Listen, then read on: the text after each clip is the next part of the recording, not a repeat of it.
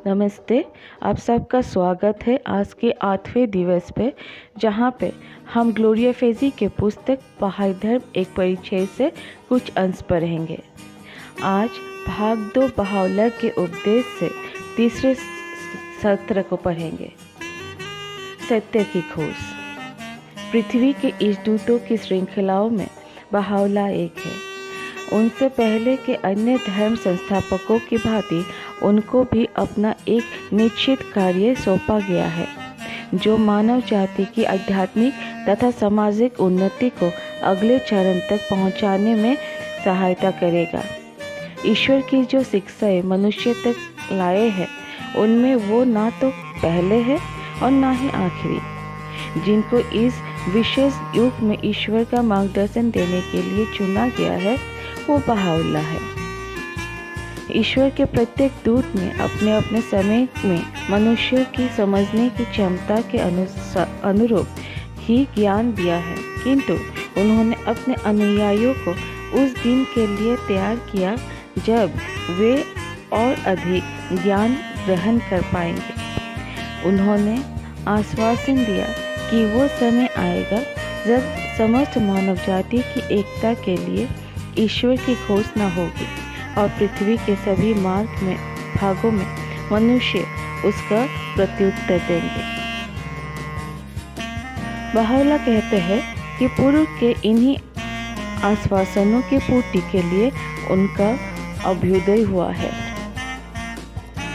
सत्यतर मैं कहता हूँ, ये वो युग है जिसमें मनुष्य जाति उस एक प्रतिज्ञाबद्ध परमेश्वर के स्वरूप के दर्शन कर सकती है, उसकी वाणी को सुन सकती है।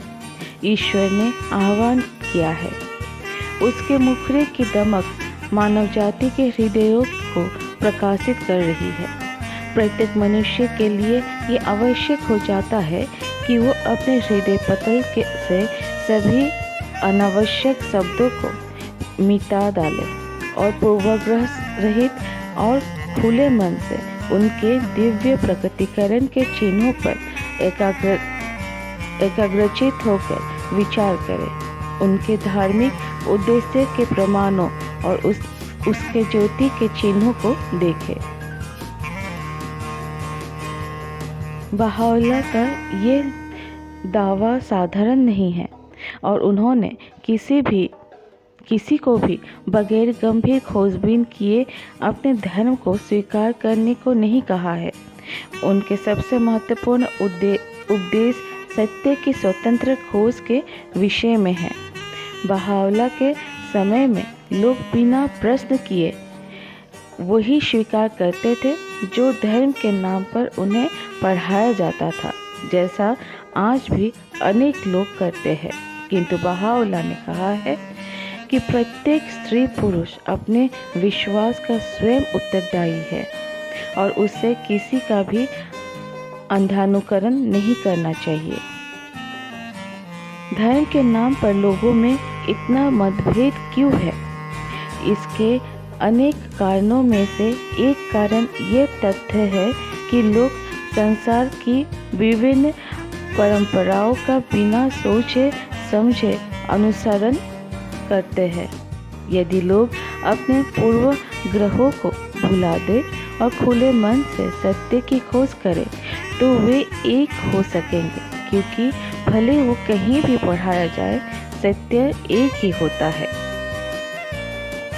अब्दुल बहा कहते हैं, पूर्वाग्रह से सावधान रहो, प्रकाश उत्तम है, चाहे किसी भी दीप का हो। गुलाब सुंदर है, चाहे वो किसी भी बगीचे में खिले। तारे का प्रकाश सम्मान की होता है, चाहे वो पूर्व में चमके या पश्चिम में।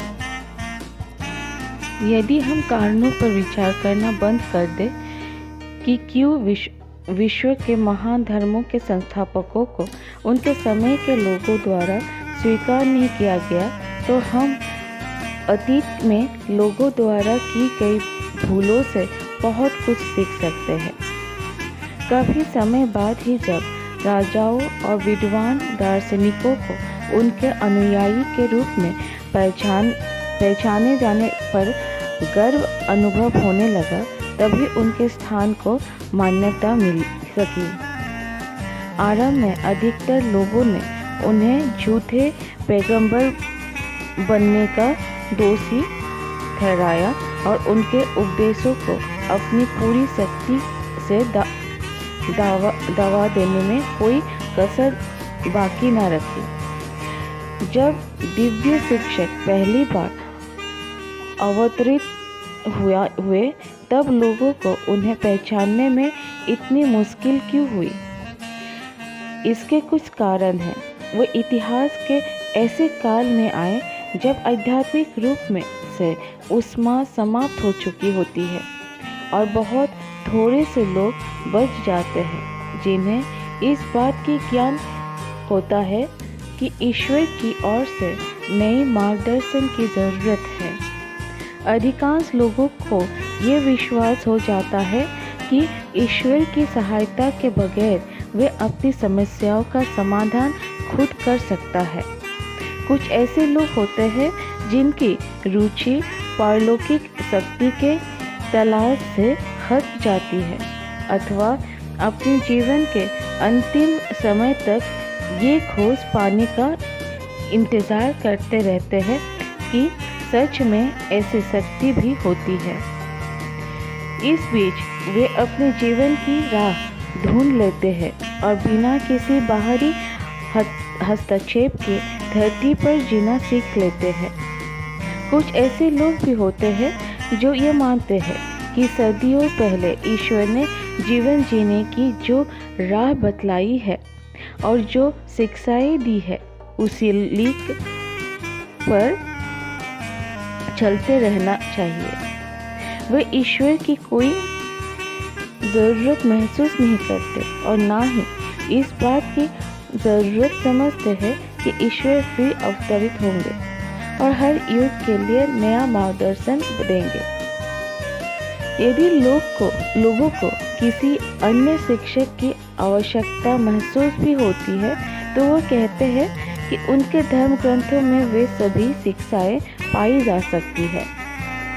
ये उन्हें तनिक भी विचलित नहीं करता कि अत्यंत निष्ठापूर्वक धर्म ग्रंथों को समझने की कोशिश अगर की जाती है तो लोगों ने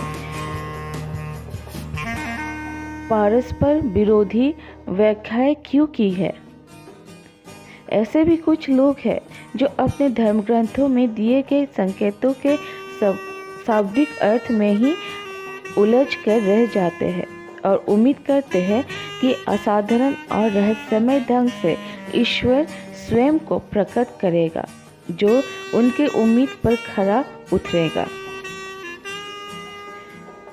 वे दूसरों द्वारा किए गए दावे को स्वीकार नहीं करते और जिनके अवतरण की वे प्रतीक्षा करते होते हैं और जब वो अवतरित होते हैं तब वो चाहते हैं कि वो अवतार उसकी ही पुष्टि करे जो उनका विश्वास होता है और उन सब को सजा दे जो उन्हें नहीं सुनते।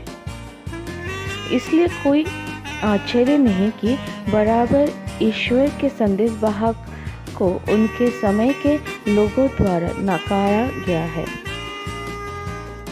वो ना तो उनकी उम्मीदों के अनुरूप आते हैं और ना ही वे वो कहते हैं जो लोग सुनना चाहते हैं। ये निश्चय ही महत्वपूर्ण बात होगी कि हम उसके स्थान के विषय में पूर्णतया आश्वस्त हुए बिना ईश्वर की प्रत्येक प्रवक्ता स्वीकार कर ले। झूठे पैगंबर तो सदैव होते रहे हैं और भविष्य में भी होते रहेंगे। फिर भी पहले मिली शिक्षाओं से जो सीखा जा सकता है वो ये कि पहले तो हम किसी कारणवश उसके आगमन के दावे की खोज को तैयार ना हो अथवा वो क्या कहता है ये जानने का निर्णय करने के बाद हम आशा करें कि उसकी सारी शिक्षाएं हमारे दृष्टिकोण से मिलती हो तो हम सच्चे दूत को पहचानने की आशा नहीं कर सकते। सत्य की खोज करने वाला पूर्वाग्रह से प्रारंभ नहीं कर सकता। उसको पूर्णतया पक्षपातहीन होकर सम्मुख आने वाली किसी बात को जिज्ञासु मन से देखने के लिए तैयार होना चाहिए। उसको अपने विश्वास से टकराने के कारण ही नहीं ठुकराना चाहिए। उसे अपने निर्णय में सही होना चाहिए। दूसरों द्वारा प्रदत्त विचारों पर निर्भर न रहकर ईश्वर द्वारा दी गई बुद्धि और तर्क क्षमता का पूरा उपयोग करना चाहिए। सबसे पहले तो उसे विनयशील होना चाहिए, क्योंकि विनम्रता के बिना वो अपने लक्ष्य तक कभी नहीं पहुंच सकता। भले ही वो कितना विद्वान हो, उसके समझने की शक्ति की सीमाएं हैं। ऐसा जानकर उसे अपने दूषित स्तरों पर ईश्वर के मार्गदर्शन को तोलने की चेष्टा नहीं करनी चाहिए। अतीत में प्रायः कितनी बार अशिक्षित किंतु शुद्ध हृदय के लोगों में आध्यात्मिक आंतरिक दृष्टि होती थी, जिससे वे ईश्वर के दूत को पहचान लेते थे, जबकि विद्वानों को उस समय ये अंतर्दृष्टि प्राप्त नहीं थी। जहाँ तक हम देख पाते हैं, सदैव कुछ निश्चित लक्ष्य सच्चे ईश्वरीय अवतार को झूठों से अलग दर्शाते हैं। ईश्वर का दूत जिसकी वो सेवा करने आया है, उन लोगों के लिए घोर कष्ट सहने को तैयार रहते हैं। उसके सीमाहित प्रेम की वर्षा मित्रों और निर्मम शत्रु पर एक समान ही होती है। उसके उपदेश अपराधियों को संतों में और कायरों को वीर नायकों में बदल देते हैं, जो उसके मार्ग का अनुसरण कर दूसरों की सेवा के आनंद में स्वयं को भूल जाते हैं। ईश्वरीय दूत का ज्ञान उस समय के सबसे विद्वान व्यक्तियों से भी अत्यधिक ऊंचा होता है, फिर भी वो नम्र और विनयशील होते हैं।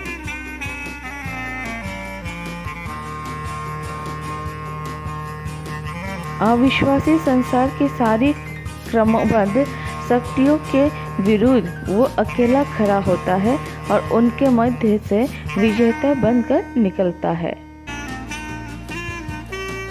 ये सभी लक्षण किसी एक व्यक्ति में मिले तो उस पर ध्यान देना बुद्धिमत्ता होगी, क्योंकि वो जो दावा करता है वही सही हो सकता है।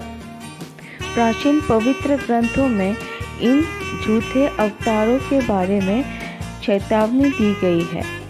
ये हमें कभी गलत न होने वाला सिद्धांत भी प्रदान करते हैं, जिसके द्वारा हम उस सच्चे दूत को पहचान सकें। हम उसे उसके जीवन और उपदेशों के फलों से पहचानेंगे, क्योंकि एक कंतली झाड़ी से अच्छे फल एकत्रित करना असंभव है।